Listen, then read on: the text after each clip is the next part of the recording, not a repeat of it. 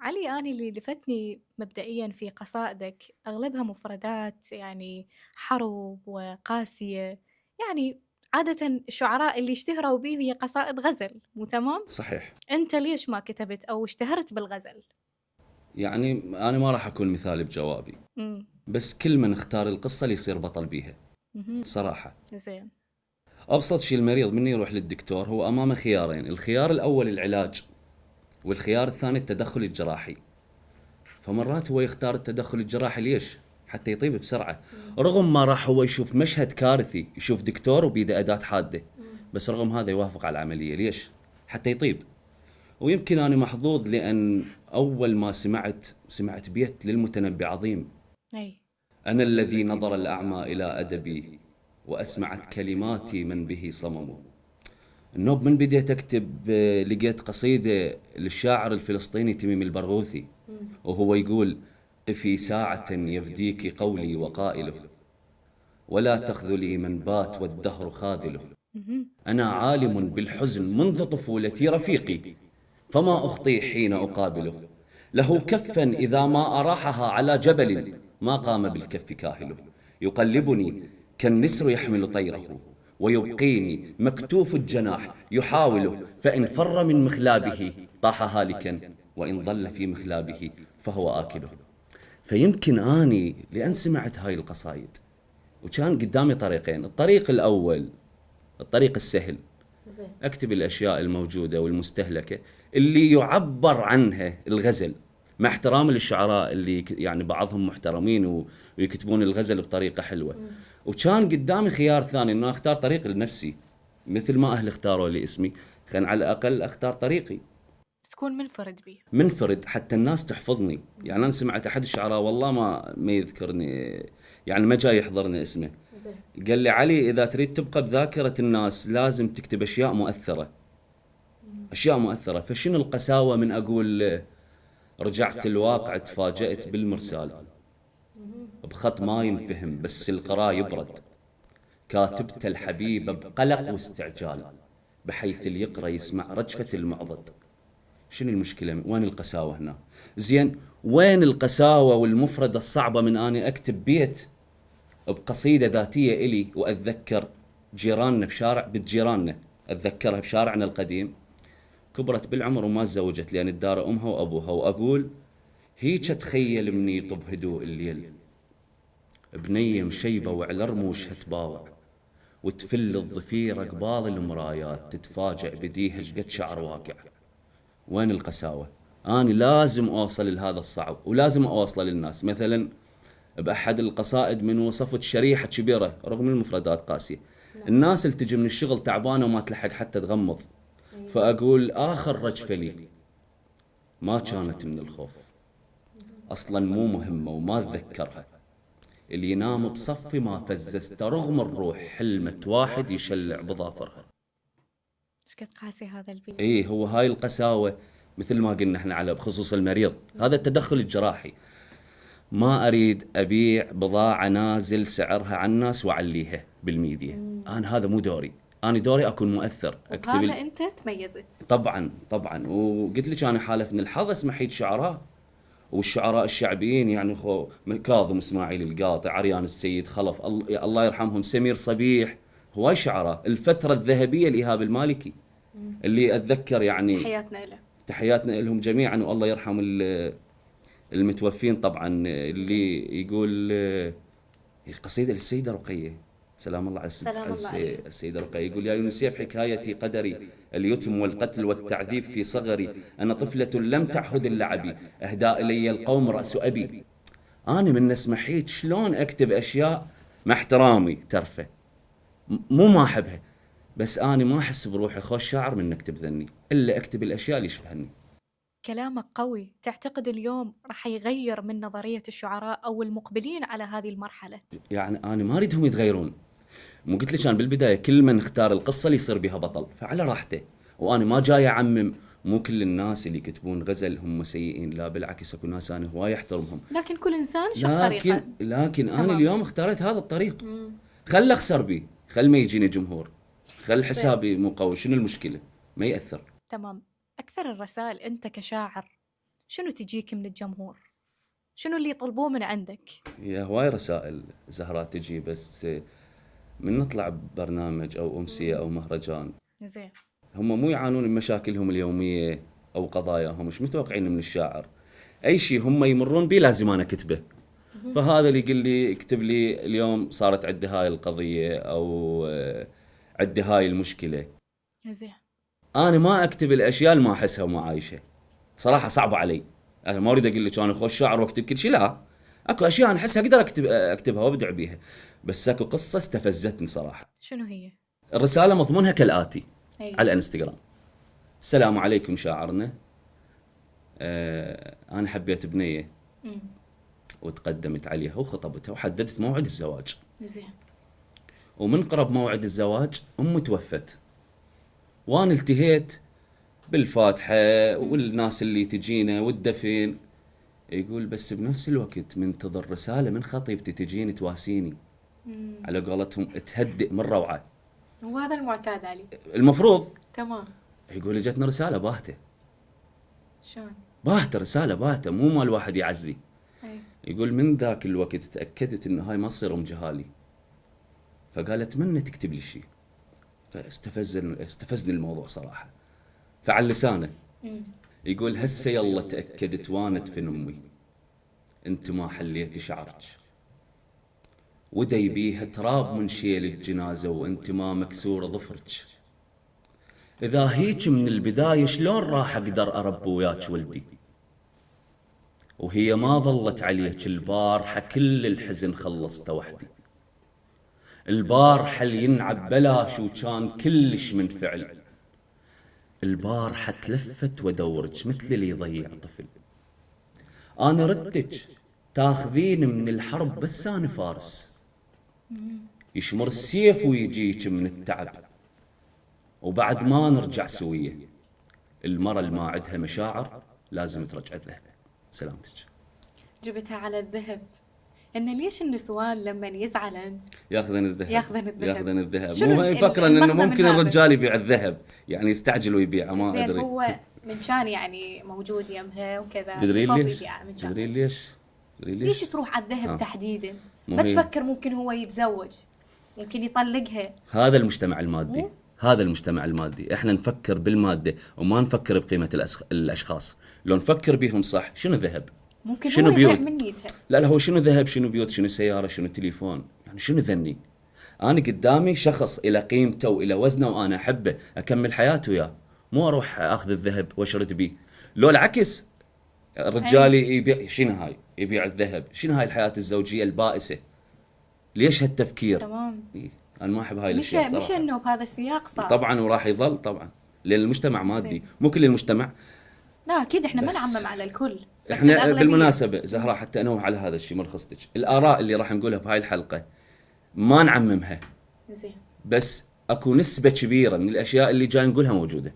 طيب اريد اسالك، اكو دائما بما انه احنا حكينا يعني عن الذهب والمرة لما تترك البيت والى اخره، اكيد راح تكون اكو ربما خسارات او كذا. فاني اكو عبارة دائما نسمعها من اهلنا: كل شيء بالحياة ممكن يعني يتعوض، خاصة يعني الاشياء اللي انت تخسرها. شنو اليوم الشيء اللي ما يتعوض انت اليوم برأيك؟ الما يتعوض العمر. الما يتعوض اليوم اللي تنام بيه مقهور. زين. الما يتعوض اليوم اللي تحس انت متندم على كل العلاقات الخطأ. منو هذا اللي راح يجي يعوض هذا العمر الراح؟ كذب. ماكو حبيبة تعوض اللي ينخسر. كل المشاعر هاي ردة فعل. زين. المطلوب دم بكثر ما مرتبك، عند الغصن والسيف نفس الشكل. فهاي المشكلة، ماكو واحد يعوض. ومرات يجي سؤال يعني بنص هاي، يجي واحد مثلا يشوفك ضايج، يقول انت ميت لك واحد، ليش يجي ضايج؟ انا ما ميت لي واحد، بس انا متندم على العلاقات الغلط، على الناس اللي خليتهم وياي ومشيتهم وياي وهم مو اهل لهاي التجربة.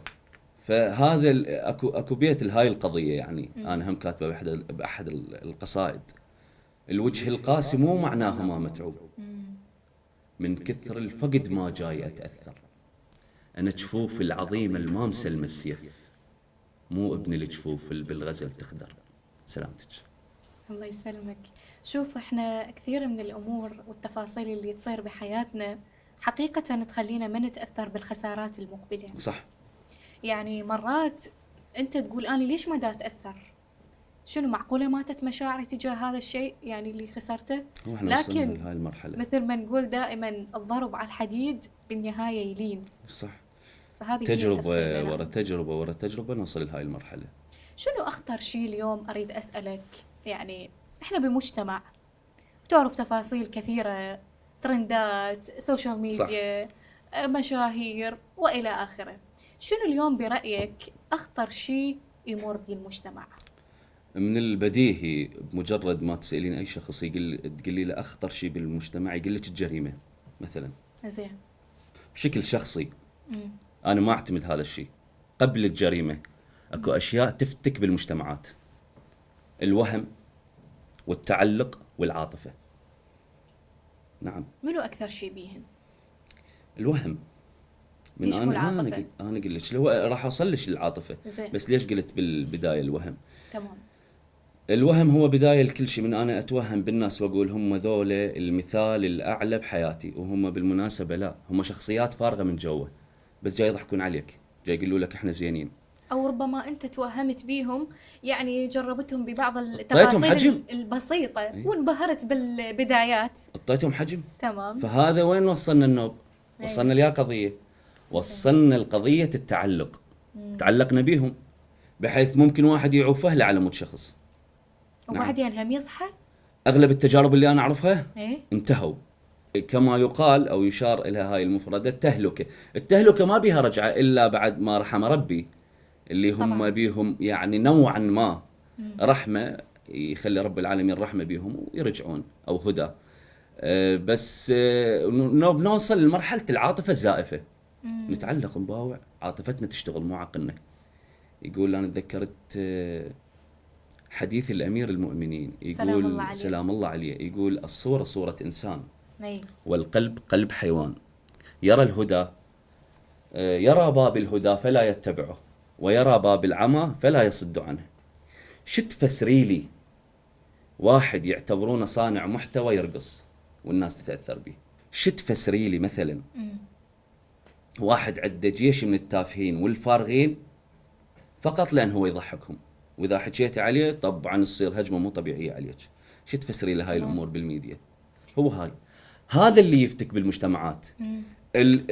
جاي احنا نتخيل أشياء، وأكو هم فد رسالة أريد أوصلها.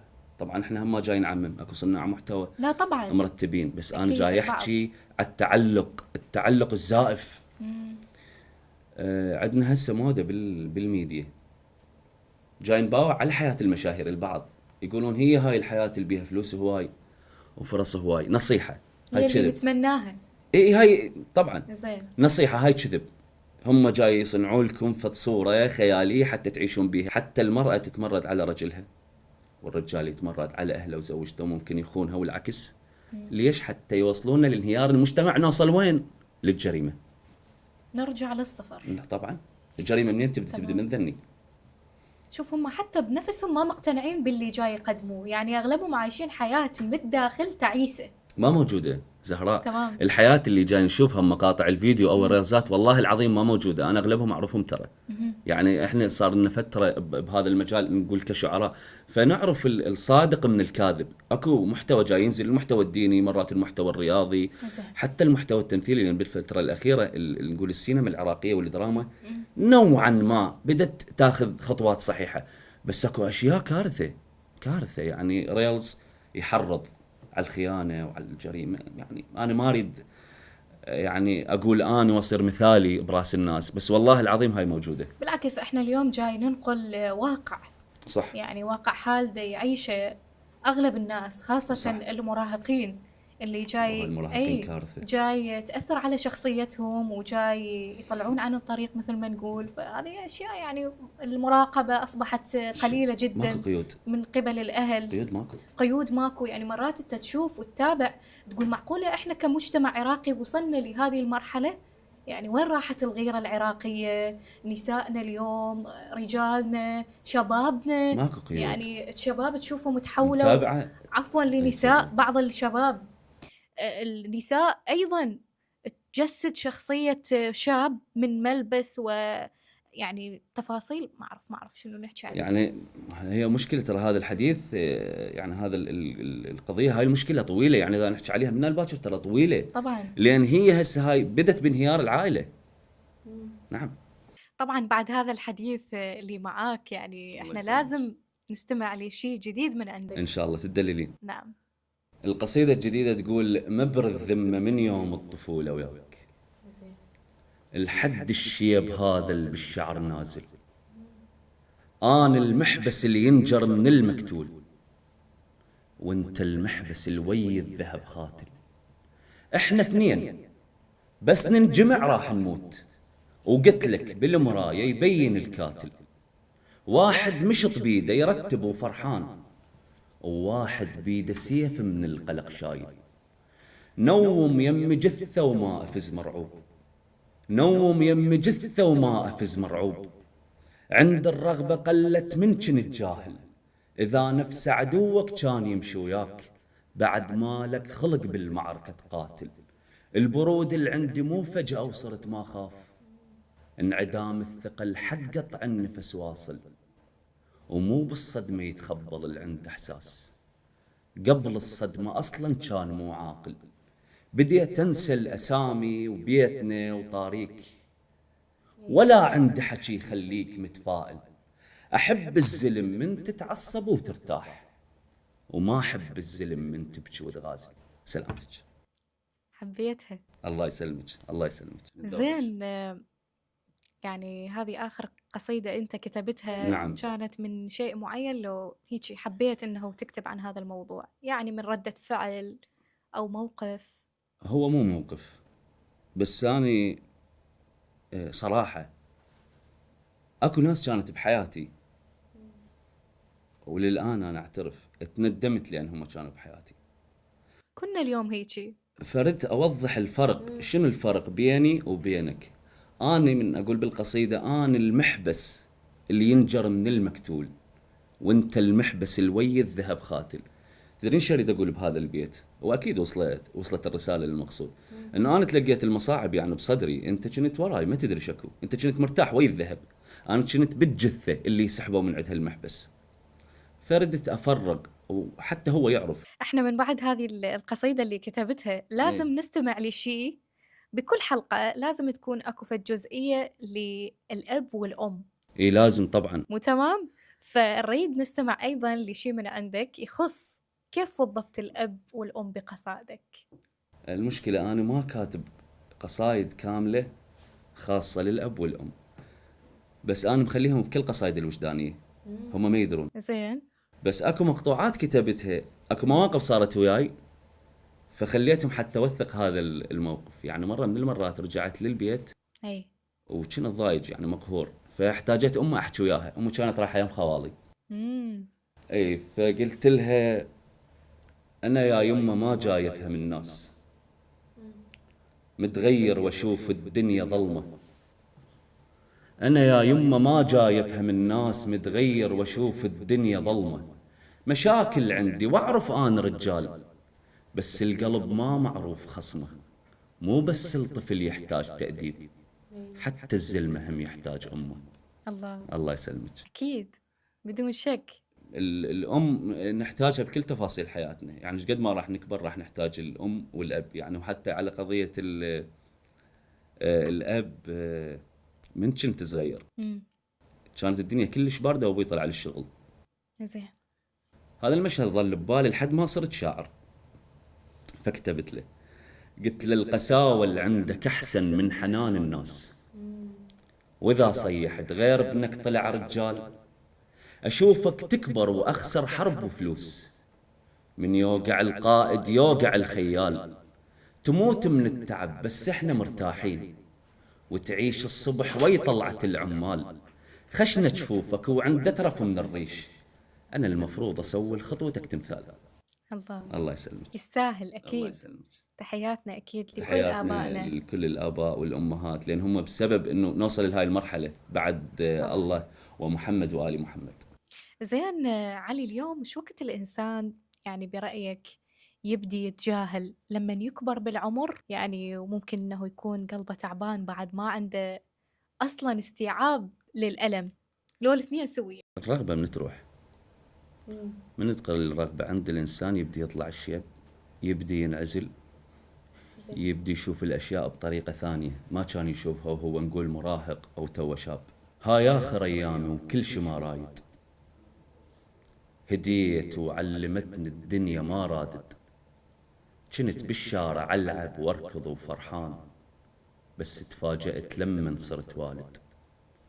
لا تحكي لي قصة صغيرة قبل النوم، شفت مشهد ودم من الرعب جامد، أباوع بالمراية والتفت على البيت واحد مثل شكلي على الدرج قاعد، وهذني الشققتهن مو رسايل ناس، بيهن دمعة أم وشيبها الزايد، وكنت أضحك وأنت تقطع المرسال، وأقول لك ليش حتى إحساسي ظل بارد، الجبان اللي بالحرب يتفرج على الخيل، ومن تخلص يقطع جثة القائد، ما منتبه، ما أدري المشاعر عيب، ولا متربى صيرا بالزعل حاقد، أنا حتى عدوي وهو جاي يموت، أرت بهدومه مثل التو متواعد. سلامتك. الله يسلمك. هذه القصيدة أخذت صداها اي طبعا عندك وما شاء الله. اي قبل قرأتها بمنتدى النخلة، وسبحان الله استغربت اني يعني حتى الاصغر من عندي بالعمر يعني واصلين لهذا التفكير انه انا تفاجأت صرت والد او صرت مسؤول. طبعا كنا اليوم نمر بهذه المرحلة. أنا من خلال ما يعني سيرشات، لازم احنا نسوي سيرشات، لازم وشفت كثير من المنشورات اللي عندك تخص الإمام علي عليه السلام. شنو سرك؟ سلام الله عليك يا أمير المؤمنين، أسد الله الغالب علي ابن أبي طالب.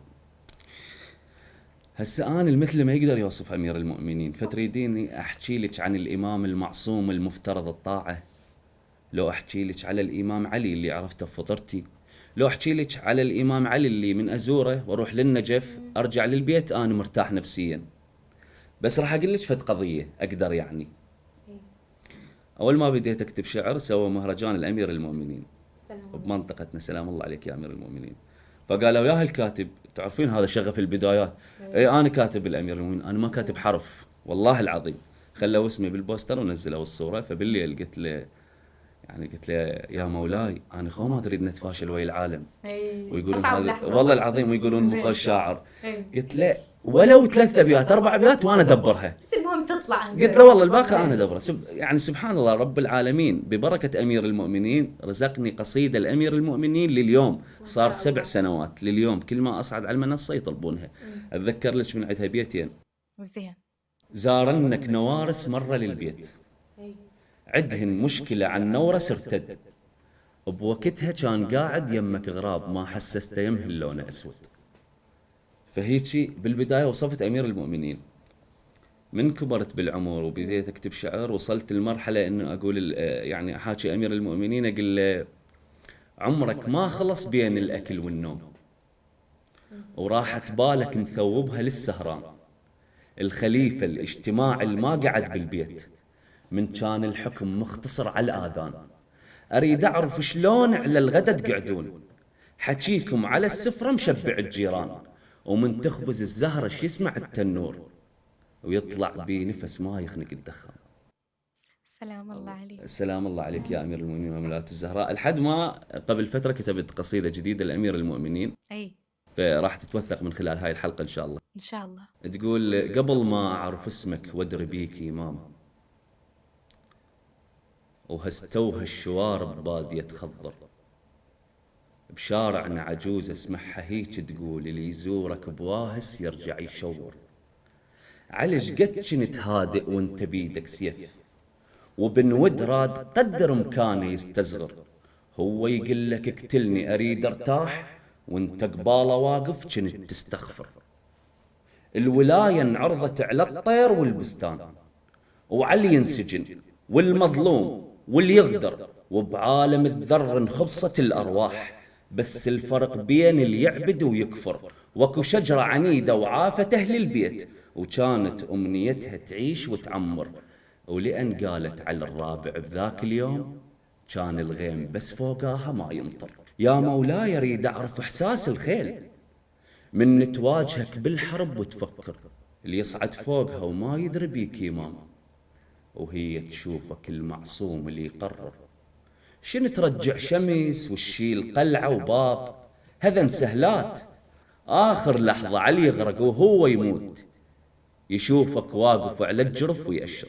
سلامتكم. ما شاء الله على هذه القابلية والواهس. الله يسلم. أنا أحب أمير المؤمنين، نابع من حب حقيقي طبعا يعني. طبعا. واكو اشياء ما راح اقدر افصح عنها، يعني صارت بحياتي الامير المؤمنين الى يد بيها.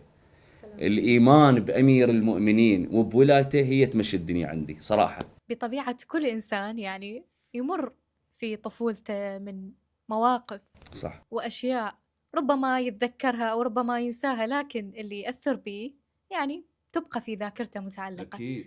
أنت اليوم في ذيك المرحلة اللي كانت تتذكر الأشياء اللي مريت بيها أو اللي أثرت بيك؟ يعني هواي اشياء ذكرتيني هسه، ذكرتيني بالقصيده. انا تدرين كاتب قصيده كامله على مود بيتين تذكرتني بطفولتي، اللي البيتين تقول هيك: الطفل من ينحرم من اللعبه يبكي هواي، أي وتموت الرغبه من الدنيا يفهمها، بس من يكبر ويقدر يجيب فلوس يرجع يشتريها حتى يلزمها. شنو الحاجة اللي ما قدرت في يعني ذاك الوقت هواي تشتري هواي واشتريتها من كبرت؟ هواي. يعني مثلا البايسكل، قضية البايسكل، يعني كان اللي ينجح من الابتدائية تمام. أهله يوعدونه بالبايسكل، البايسكل ما إجا. هاي كلها على الشباب. أي. والبنات احنا النوب وصلنا للمتوسطة، زين. يابا يجيبوا لك بلاي، البلاي ما إجا. القضية رغم هسه قساوة الحياة بذيك الفترة، يعني الأب كان يشتغل ويكد حتى يوصل ابنه المرحلة. بالضبط. بس صراحة حلوة، يعني من تذكرين هاي الأشياء وتأثر لحد ما اليوم توصلك رجل، أنا افتخر بيها حتى إذا كانت قاسية. خاصة احنا شوف يعني بذيك المرحلة احنا البنات يعني كانت طموحنا او احلى شيء ممكن يصير عندنا بعد النجاح هي هذه الالعاب اللي تكون بطول الشخص نفسه. إيه. طول هي الهدية، يعني. هي القيمة، مو القيمة شعرها المادية. اي شعرها إيه. كذا وايد. تعرف ذاك الوقت كانت يعني الاسعار مو مثل هسه، يعني اسعار غالية غالية. وين والأب يقدر والأم يجيب؟ إيه ما وين عندهم يقدر هاي يجيب؟ الإمكانية. هو بالقوة جاي يخليك نقول تدرسين تكملين تمام. دراستك، إنه بيجيب إيه. هدية. كارثة. بس كلش يعني قوي هذا البيت ومؤثر. صراحة هو على مود هذا. بالمناسبة زهراء، أنا على مود هذا ذن البيتين انولدت قصيدة اللي تقول: لا حب، لا كره، لا هوس بالتفكير، نايم من وقت وأعصابه لازمها، مثل اللي يحترق بيته ويجي يطفيه، الغراض اللي ما اشتعلت بعد ما يلمها، شوية شوية قمت ابتعد عن الناس، شلون الجثة لمن يبتعد دمها، كنت حتى اللي يطردون أهله يمي بات، وروحي تمرضت ما حد قاعد يمها. سلامتك. الله يسلمك. خلينا ننتقل لمرحلة السماح بعد الطفولة. كبرنا وتجارب وقامت تضغطنا المواليد. أي فإيش وقت الإنسان يعني يقرر أنه ما يسامح؟ لما الجرح يكون أكبر من القلب، لو لما التعب يتراكم بحيث بعد ماكو مساحة أنت ممكن تتحمل؟ مثل ما قلتي طبعا حسب التجربة وقياسها. يعني الجرح اللي موجود بهاي التجربة، الكلمة، السر اللي طلع، يستاهل نعوف هذا الشخص؟ اي نعم. وأفضل الإنسان يوصل لعدم المسامحة. لا تسامح. ليش؟ لا تسامح، ما يستاهل، ما يستحق. يعني أنا اليوم أسامح شخص حتى يرجع يغلط؟ يجوز عرف أدرك خطأ. حسب نوع الغلط. إذا كان الغلط أقدر أنا وأنت نسيطر عليه، تعال أنا مسامحك. بس إذا ما نسيطر عليه وانتشر وصار نقطة ضعف بعلاقتنا، لا، الله وياك، ما أريد أكمل الحياة وياك. شوف، هو مرات يعني ينبع هذا الشيء من تجارب. يعني ما كل يوم الإنسان يجي يحكي كلام اعتباطا. لا نهائيا. فأكو البعض يقول لك لا، أنا أسامح، أنا أريد أنطي فرصة. ماكو مشكلة. على قدر المحبة ممكن الفرص تنطي. هو طبيعي. بس هسه من تسأليني أنا مثلا شنو ما أسامح، هسه انا جاي احكي لك ببالي هواي ناس انا سامحتهم. ليش؟ لان هي المشكله صغيره، ما يحتاج انه واحد يتعصب ويقول له الله وياك. بس زهراء اكو اشياء للامانه يعني مو ماله سامح عليها، مو ماله اقول له تعال ارجع خلينا نمشي سوا، مو ماله قال اقول له يعني تعال خلينا ندز لك رساله وتدز له رساله وترجع حياتنا الطبيعيه. لا، ما يحتاج. الله وياك، انت مو مؤهل تكون صديقي او مو مؤهل تكون قريب من عندي. بعد الله وياك، ايه، ليش الناس اللي تزعل وياهم أو تطلعهم من حياتك تطلع كل أسرارك وياهم؟ خلنا اقرا لك. لان هسه ذكرتيني من قلت طلعت اسرار او يطلعون من حياتك. طلعتك من الصور ومن القلب والدم، وكل من ينام بسجن والوحده يحلم. لا تشيلها جنازتي ولا تبكي ذا سئلوك، وصيت اهلي ترى من الفاتحه يطردوك. من الفاتحة. اي انتهت، حتى اذا مو تطردونك من الفاتحه. فدنا بالمرحلة اي واصلة. احسن زهراء احسن. عندك قصيدة سمعتها تقول أخاف أنسى وفز الصبح. الصبح واحكي وياك، أي. خاف انسى وفز الصبح واحكي وياك، بعد هالليله ما سامح، ومثل الشاي لبنه ويمشي بالتابوت، الطريق اصعب من الرايح له بس رايح. بيش التهوا اهلك حتى ما يربوك، وبيش انا التهيت وشيبت شعري، ولا تهددني ذا عفتك اموت بساعه، خسرك لو صرت عمري. انا ما اريد اعيش لوحدي بس مجبور، اللي تقربل هدوءك تاخذ الهوسه، بدليل الفارس ويا المهره عشره هواي، بس من ترتبك بالمعركه تدوسه. سلامتك. الله عليك. الله يخليك. ليش أحيانا يعني نرجع لنفس الأماكن إيه. لكن بأدوار مختلفة؟ طالب الأمس وأب اليوم. احكي لي الموقف من سجلت ابنك بنفس المدرسة اللي أنت كنت تداوم بيها. هي ليش؟ طبعا هي المدرسة كان اسمها أسامة بن زيد، أي. النوبة تحولت السيد القراء. المدرسة قريبة على بيتنا، يعني احنا ما شلنا، أنا من كبرت بالعمر ما تحولنا لغير منطقة، ظلينا بنفس زين. المنطقة. أكو خيارات ثانية أودي لغير مدرسة، بس أنا تقصدت أودي لهاي المدرسة حتى هم أشوفها وهم أقول له خليه يعيش التجربة اللي أنا عشتها. زين. فقبل ما أدخل الإدارة التفتت على الساحة، تذكرت من كنا احنا صغار ونلعب. تذكرت إنه بالمدرسة ماكو شيء اسمه مي، حانوت؟ حتى الحانوت ماكو شيء اسمه مي، يعني ما ادري، انا دائما نرجع عطشانين ما ادري ليش. زين. والله العظيم ما ادري ليش. هاي من الركض من ما اللعب. ادري نلعب. زين. اي ف كانت اكو مدرسه تدرسنا رياضيات بالابتدائيه. انا احاول اجي اقعد بالرحله الاولى، هي شو تسوي؟ تغير مكاناتنا، دائما انا اقعد بالرحله الاخيره. ما ادري الطلاب بذاك الوقت شلون كانوا يفكرون بالامر، بس انا كنت اضوج. اي فسجلت ابني ورجعت. زين. فطلع هذا البيت، أقود ابني وأطب للمدرسة وأنساه، وتبدي الذاكرة ترجعني وأتخيل بالرحلة الأخيرة أقعد كنت مهضوم وأتحدى المعلمة وأطلع الأول. سلامتك. أنت بالأخير خاف كنت طويل، لأنه ما عادة أدري الطويل ما أدري، يقعد لا هي بالأخير. بكيفها، هي بكيفها مو بس أنا. هيك. أنت تعال قعد هنا، ما أدري تخلص وقت، ما أدري. هسه إذا عاش الله يذكرها بالخير، وإذا ميتة الله يرحمها إن شاء الله. لو كانت نهايتك بإيدك إيه. شلون كنت تخليها؟ طبعا هو ماكو واحد يغير القدر مالته ولا بمزاجه يركب النهاية، يتمنى. بس هي مرات أمنية. يعني أنا أريد قبل ما أموت بدقائق يعني واقف بمكان مسوي بي موقف الناس ورا ما أموت تترحم لي عليه، مو بيدي. المشاعر تقتل الخواف، وإحساس البشر يوميا يتبدل. أحلى هدومي ألبسها من أظل بالبيت، أفكر لو متت ما أطلع مبهدل. سلامتك. الله يسلمك. طبعا راح أقول لك بمفردات. إيه. تمام، جاوبني عليهن. ماشي. قصيدة، تعليق، بكيفك، الخيار ماشي. لك. لكن احنا نريد نعرف شنو يعنن لعلي تحديدا.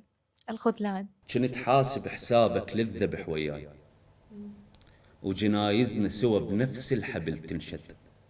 أثاريك انت آخر طلب للمعدوم، قبل ما تنعدم عظامك تشد. كبرياء. لو تدرس سمعت براس من طاريك، صوت خيول وتدق بحوافرها، وما بينت رايح بالقلق جناز، أنا لخزرها ينحلن ضفايرها. الذاكرة. رجعت بذاكرة أهلي من قد ما ملولي لك، وما ظل أم حتى طلوق، وانا اللي كنت ألمك مثل ما شعرك يلم الطوق. ليش تقل لي جنسيتك؟ شعليها مواليدي، أنا كبران من الشوق. نختم بشيء كبير نعم. وأكيد يعني للجميع ومن عندهن أنت، شيء كتبت عنه للإمام الحسين عليه السلام. خوش. أريد أستمع.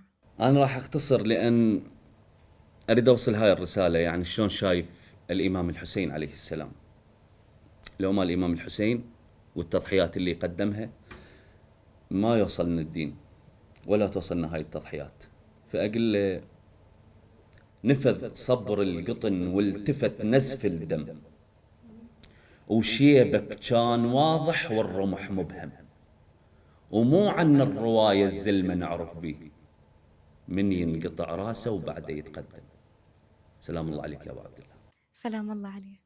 قصائدك بها يعني عبرة وشيء قوي. هو هذا الطريق اللي اختارته حتى ذا خسر بي. الله يوفقك إن شاء الله. شكرا زهرة. احنا نتأمل أكيد من كل الناس اللي دا تشوفنا الآن يعني استمتعت وأكيد وصلها الإحساس والشعور إن اليوم شاء الله. اللي علي قدمه. إن شاء الله. احنا شاكرين أكيد طبعاً. وجودك ويانا. شكرا إليك، شكرا للكادر، وإن شاء الله تكون حلقة تليق بالمشاهدين. إن شاء الله. الله يسلمك. إذن أكيد مشاهدينا وصلنا وياكم لختام حلقتنا لهذا اليوم.